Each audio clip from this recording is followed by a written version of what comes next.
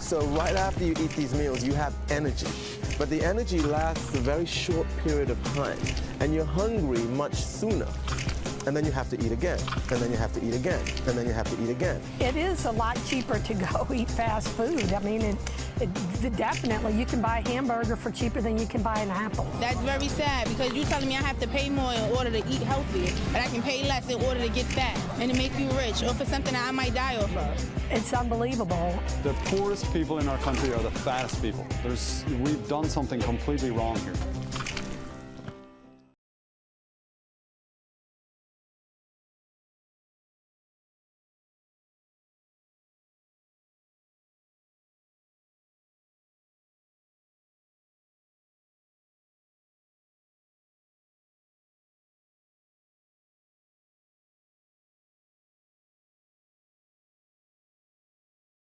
Prime Minister was buddies with Adolf Hitler.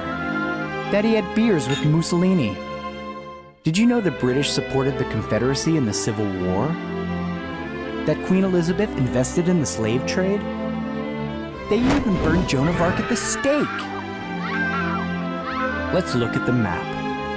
This is the early 1700s. The British had just acquired their taste for tea and fine spices and had built ports along their major trading routes. By the middle of the 19th century, we see them expanding further and further inland, consuming natural resources and native cultures, sort of like mold consumes a loaf of bread. There they are, taking over India. They sent their convicts to take over Australia. They didn't have any legal right to these lands. They thought they were better than the people they were taking over, that the entire earth had been promised to them by God. Ridiculous. That's Cecil Rhodes, the man who started the Rhodes Scholarships. He made his fortune on the backs of African miners.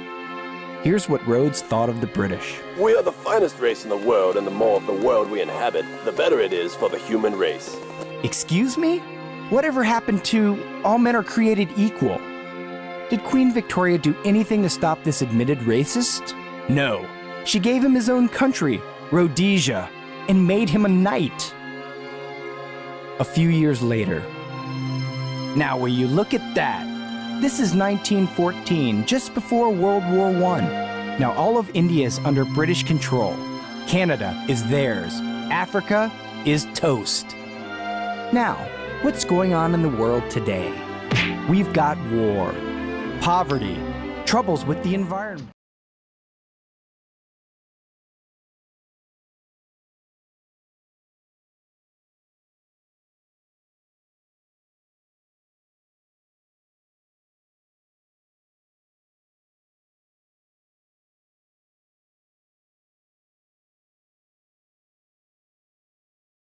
And it's mind-blowing footage. It looks absolutely cinematic and epic, but the footage is harrowing, and I didn't see one weapon.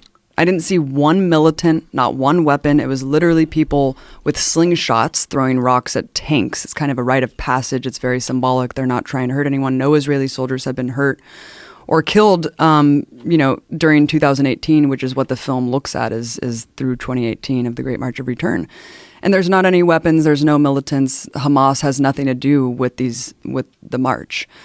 And it's just shocking. I mean, it's shocking how many war crimes were committed on camera. And it's just amazing the propaganda that's just told to us about what this is and why they have the right to kill people that pose no threat to them. When you were on last time and you talked about this, one of my email accounts was flooded with literally a chain letter, like the same letter, like denouncing you and your lies and your anti-Semitic perspective and your anti-Israeli perspective. It was weird because it was the same email. AstroTurfed, yeah, it was fake. Yeah. I mean, you know, that's a campaign. You But know it came that has a from lot of hundreds. money behind it. Yeah. There's a lot of money behind that. I mean, the film's mind-blowing. Go to GazaFightsForFreedom.com if you want to check it out when it gets released, and it's just really incontrovertible, Joe. I mean, even if it were a war between armies, all of these things that Israel has done are still documented war crimes and very grievous violations of international law. And we're talking about direct targeting and assassinations by Israeli snipers of disabled people, of children, Medics. press, and medics. And that's who Razan was. She was a medic, and as you mentioned, another medic just passed away, was killed, rather. I hate to use the passive voice because you always hear Palestinians died. No, they were murdered. They're all being murdered by snipers, and they pose no threat to them. And so the film looks at this UN investigation basically during the march in 2018 and documents all of the grievous crimes and atrocities conducted by the Israeli military. And I mean, you know, Palestine has a right to defend itself. And this isn't even what that is. But if you look at the UN Charter of 1978, they say that, you know, occupied peoples and besieged peoples have the right actually for armed self-defense. And the fact that this is not even what that is, that there's literally people going out there in peace with their bared chests, holding flags, and they're getting killed and sniped. There's so many amputations. I mean, just in 2018 alone, there was 35 kids who were killed. 900 shot. Jesus. Yeah, that's children. And you know, some of these stories are harrowing. A kid hiding behind a trash can who was sniped. A kid who went up to the fence and just put a Palestinian flag and she was shot in the head and died instantly. It goes on and on and on. And so, you know, we're just trying to document this to really kind of push the needle for accountability, because these laws have been agreed upon by the international community, some of them 100 years ago. And to have kind of a rogue state acting with complete impunity, knowing that it has total protection from the U.S. empire and given more freedom than ever under Trump with this Golan Heights thing and the moving of the Jerusalem embassy, or the moving of the embassy to Jerusalem. I mean, it's abysmal, and it needs to be stopped. And, you know, they can't control the narrative any longer because we're seeing this with our own eyes. And that's what this film.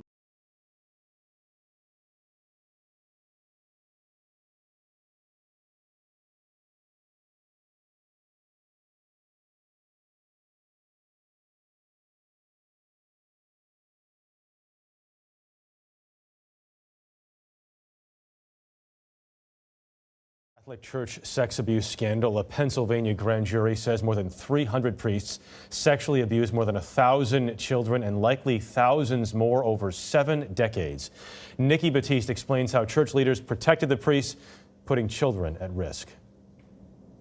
A trove of documents containing allegations and admissions of sexual abuse was kept locked up in what the church calls its secret archives, with the only key in the bishop's hands. The cover-up made it impossible to achieve justice for the victims. Pennsylvania Attorney General Josh Shapiro laid out a pattern of consistent, decades-long cover-up across the 6 dioceses. The files contained strategies that were practically a playbook for concealing the truth. Among the tactics for church record-keeping, use euphemisms, never say rape, say inappropriate contact or boundary issues. Even if a priest is raping children, keep providing housing and living expenses. Above all, don't tell the police. Handle it like a personnel matter in-house. As church officials protected predator priests, careers continued to rise. Many have been promoted. Bishop Worrell is now Cardinal Worrell. Washington, D.C. Archbishop Cardinal Donald Worrell presided over 32 accused priests during his 18 years at the Pittsburgh Diocese. He sat down with us the night before the report's release. During my tenure, we acted very appropriately with many times removal from ministry totally and completely.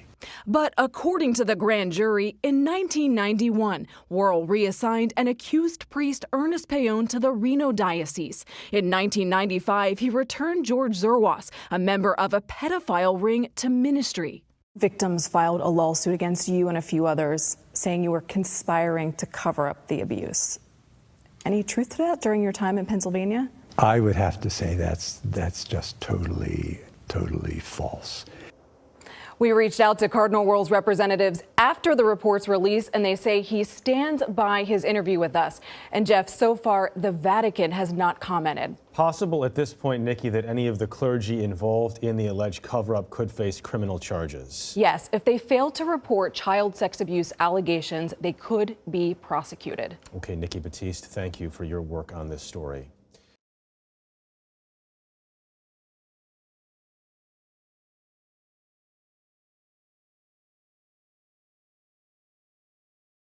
About how the Cold War between Saudi Arabia and Iran is running hot. These two really don't like each other. You called the Ayatollah Khamenei the new Hitler of the Middle East. If you want to look for a threat, you look at Saudi Arabia. They've been going at it in one way or another for a long time now. Nobody's winning hearts and minds. It's really coming at the expense of ordinary Middle Easterners. So why can't Iran and Saudi Arabia get along? What's this modern-day Cold War mean for the rest of us? And what do other countries, like the US and Russia, have to do with it?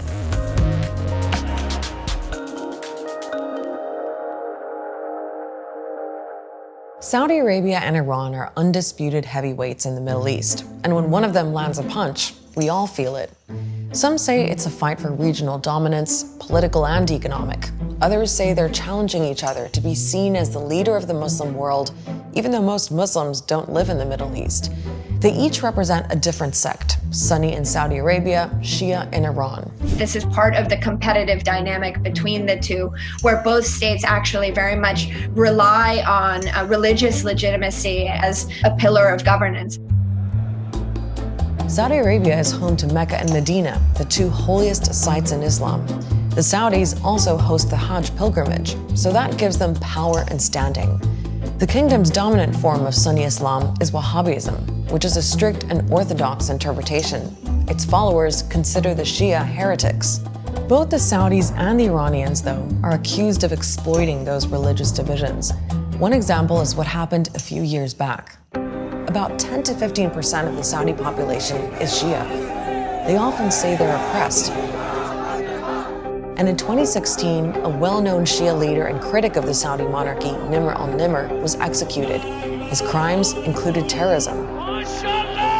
Iran condemned his killing, and a crowd set the Saudi embassy on fire. The post-revolutionary regime in Iran has promoted Shia religion and tried to challenge Saudi religious authority. What they're really competing for, though, is influence. And the Iranians seem to have the upper hand when it comes to military alliances in the region. In Lebanon, there's Hezbollah, a militia with a political wing funded by Iran. Hamas in the Gaza Strip also gets Iranian support. In Syria and Iraq, there are forces backed by the Iranian Revolutionary Guard. And there's a reason why Iran's taken that approach. It just doesn't have as big an army as the US and Saudi Arabia. You might have heard the name Qasem Soleimani. He was the Iranian general credited with developing Iran's guerrilla-style operations abroad. The Americans assassinated him a year ago. Tehran has become very skilled in its low-cost, opportunistic foreign policy. Riyadh hasn't developed a very robust toolkit regionally. So let's bring back that map. Where are the Saudis? Well, one place they're in is Yemen, fighting Houthi rebels, who, as it turns out, are also backed by Iran. And the war in Yemen has really heated up the Saudi-Iran rivalry. The Houthis attacked Saudi oil facilities, and there have been explosions on oil tankers. Iran's been blamed, but they deny being involved. And what happens in those shipping lanes of the Gulf and Red Sea is felt by everyone, because it affects the price of oil. The waters of the Red Sea are absolutely crucially important for the oil price and the delivery of millions of barrels of oil every day. Iran has made some other powerful friends, like Russia and China. They're investing a lot in Iran, in its ports and military, and doing business at a time when Iran's economy has been under sanctions. The Saudis have plenty of friends too, countries in the Gulf, Sudan, Egypt, even Israel to some extent. Their trump card, though, is the US. They both can't stand Iran, but that wasn't always the case.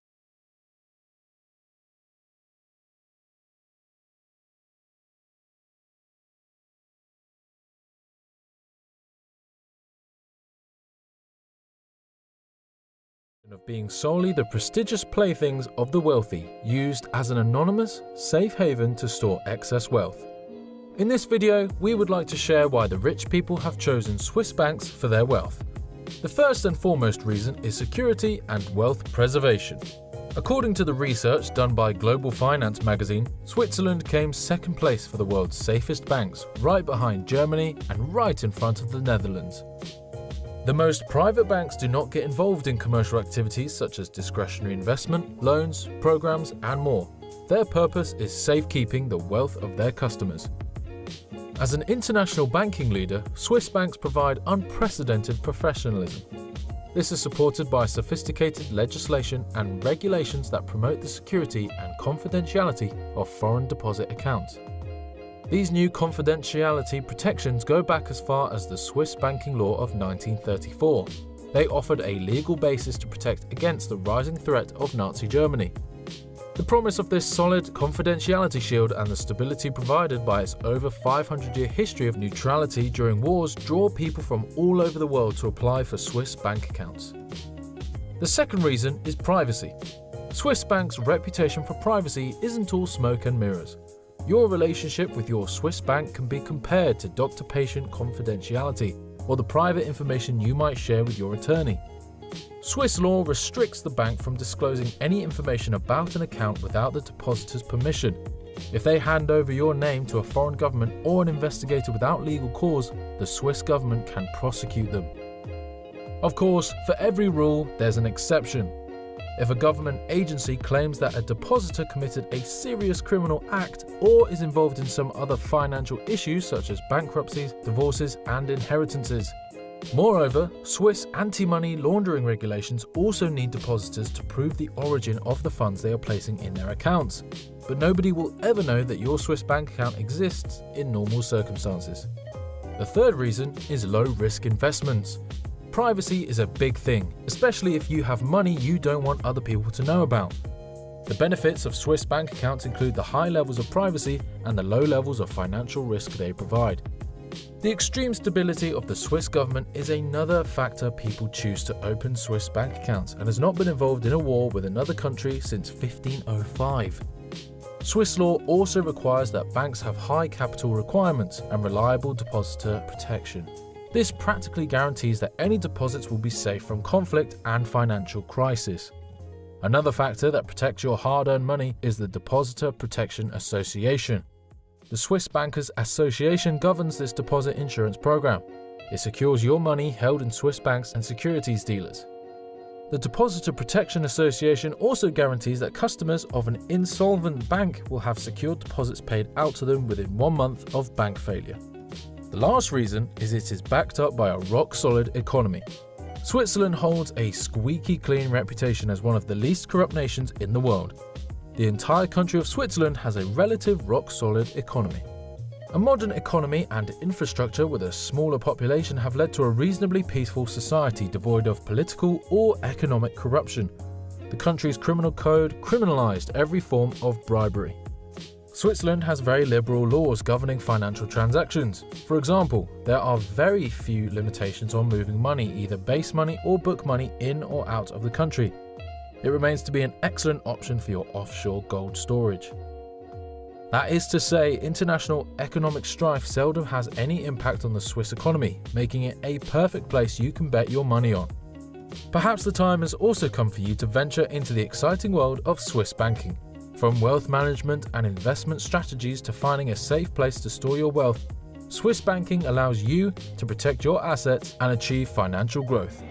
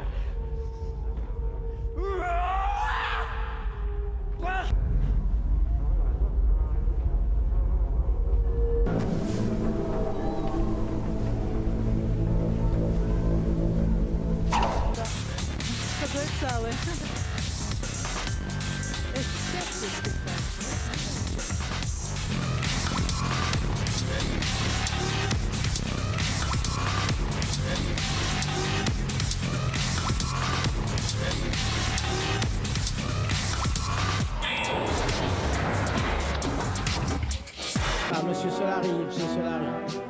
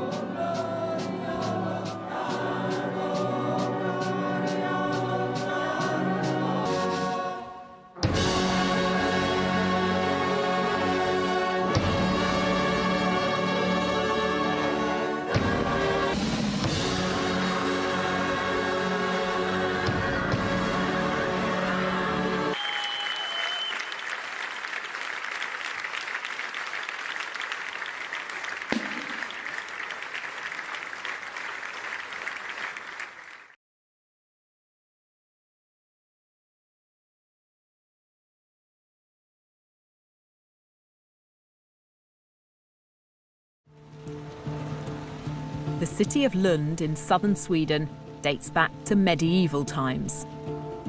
Over the centuries, it's witnessed plenty of change, but now there's a whole new sort of evolution going on.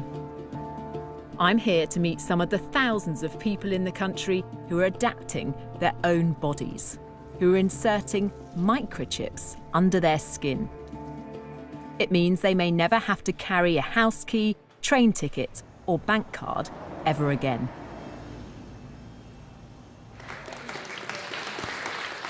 This is a microchipping party. Hannah's getting an electronic chip implanted into her hand. She believes one day we'll all be chipped like her. So congratulations, Hannah. Thank you. You've been chipped? Yes, I have. How does it feel? It feels good. I'm excited to see what I'll be able to do now. Can I touch it? Yeah, you can feel it there. I feel like this is the future. It's the next big thing that's gonna happen. Happy cyborg birthday. Happy cyborg birthday to you. Thank you. Congratulations. But is this sci-fi fantasy or practicality? I want to know why anyone would want to do this. For this teenager, microchips, it seems, are in her DNA. Felicia is my daughter and I'm the father. So you're a microchip family? We will become one now today. Magnus and his daughter Felicia have come here together tonight because they believe this is the future.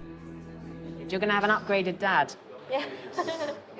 As they say, it was good being a human, but being a cyborg is better. Didn't feel a thing. It's a quick, simple procedure with potentially huge significance. So you're officially part machine. How does it feel? This is awesome. How cool is that? Good job. Do you think in a few years' time, in a decade perhaps, we'll all have things like this? Yes, of course. I really do think.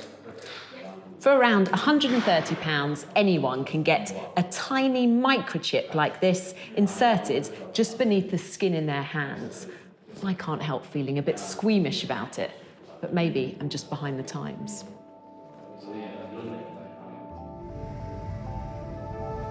It's the morning after, and I'm about to catch up with Felicia and her dad Magnus as they get to grips with their new existence. So when you woke up this morning, was it the first thing that came to your mind? How did you feel? I felt a little bit strange because now I'm a cyborg and it feels pretty cool. The chips in their hands use near-field communication, the same technology that allows you to pay with a contactless credit card. They can be read by a device like a smartphone. So here I've stored my business card on my phone with my details, phone number, email address, other stuff, blood group even. So what's the benefit of that? When I get customers or suppliers at work, they ask for my business card and I say, scan me. Aren't there risks involved in that as well? Couldn't somebody pass you by and take all that Scan me. information? Yes, it is in theory possible, but you have to be really, really close. But the main thing I think is that I choose myself what I want to store on this chip.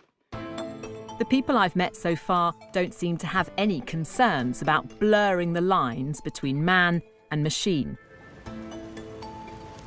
Hannes has made it his mission to convince more of us to get microchipped. He's what's known as a biohacker, someone who wants to improve their body with technology. What's wrong with just having contactless payment cards? We've all got phones, we've all got a set of keys. What's the point? The point is to reduce the hassle of exactly these things. Isn't that just the ultimate laziness? No, it's convenience. And convenience is a pretty powerful force. I mean, in the morning, every morning, when you stand there going out your front door, you check your purse or your pockets. Okay, do I have my wallet, my charger, my keys, my phone, all my stuff? What if you could reduce that by half? It would declutter your life. Hannes has helped develop several microchips. He wants us all to hack our biology. Microchipping is, he says, just the start. I want us humans to open up and improve our sensory universe, our cognitive functions, and improve all different dimensions of being human. And there is so much we can do. You want to make us bionic? Indeed. I want to merge humans with technology, and I think it will be awesome.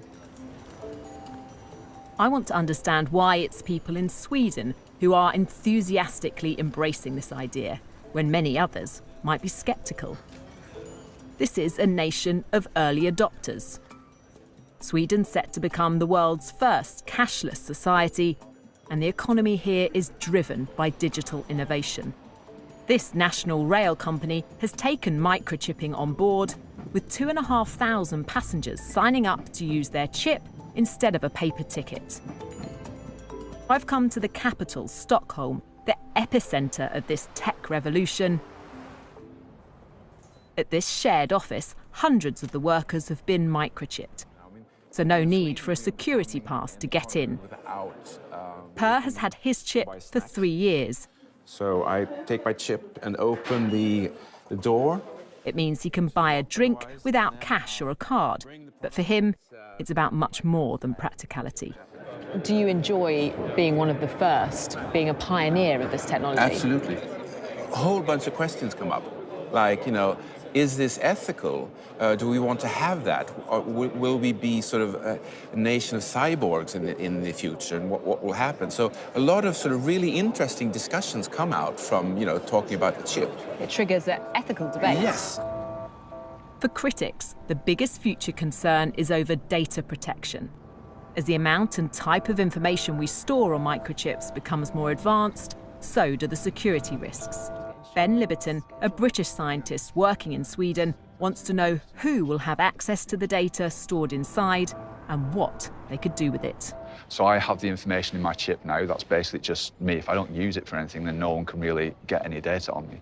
But then if I start to use it at work, then work knows when I've interacted with something at work. If I then go to the canteen people know exactly what I've interacted with there. So the wider spread it becomes, and the more that we can interact with different things, then our data is being kind of shared and incorporated in lots of different places. The nightmare situation in that case would then be that someone else has access to my health data, and that one day I get a letter through the door that's like an increase in my health insurance premium before I know that there's any problem with my own health. So I think we have to be cautious now in the very early stages to make sure that we're actually controlling how the information is being shared.